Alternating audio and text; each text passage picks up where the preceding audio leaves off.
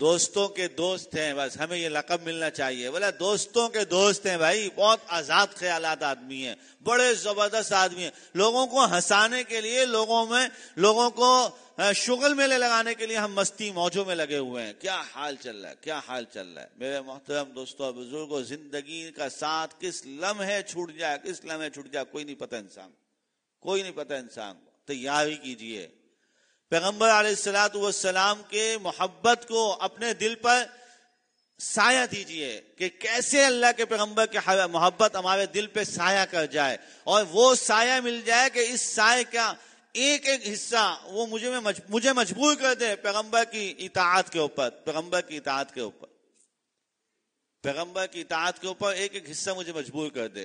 یہ زندگی، اور یہ زندگی حاصل ہوگی جو میں نے بات شروع کی، صحبت سے، اہل اللہ کی صحبت سے، اللہ والی صحبت. دوستی کرنی ہے، انسان کی مجبوری ہے دوستی کرنا.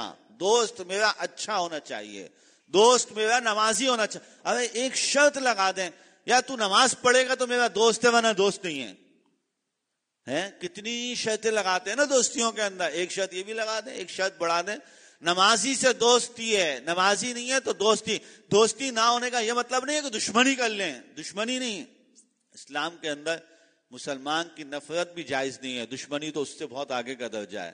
مسلمان کو مسلمان سے نفرت کی بھی اجازت، گناہ گار بھی ہو، بولا گناہ سے نفرت کرو، انسان سے نفرت تھوڑی ہوتی ہے.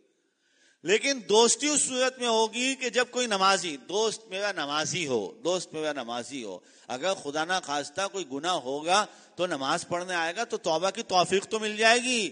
اگر دوست ایسا ہوا جو نمازی بھی نہیں ہے تو میرے محترم موت کس حال میں آئے گی، کیا انسان کے اوپر بیتے گی، کیا انسان کے اوپر لگے گی.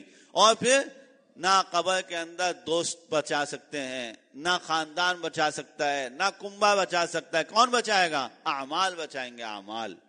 اور اللہ کے رسول علیہ الصلوۃ والسلام نے فرمایا کہ جس کے ساتھ محبت ہوگی اس کا معاملہ بھی اسی کے ساتھ ہوگا. جس کے ساتھ محبت ہوگی اس کا معاملہ بھی قیامت کے دن اسی کے ساتھ ہوگا. اللہ والوں سے محبت رکھنے والے اللہ والوں کے ساتھ ہوں گے، اور بدماشوں سے محبت کرنے والے بدماشوں کے ساتھ ہوں گے.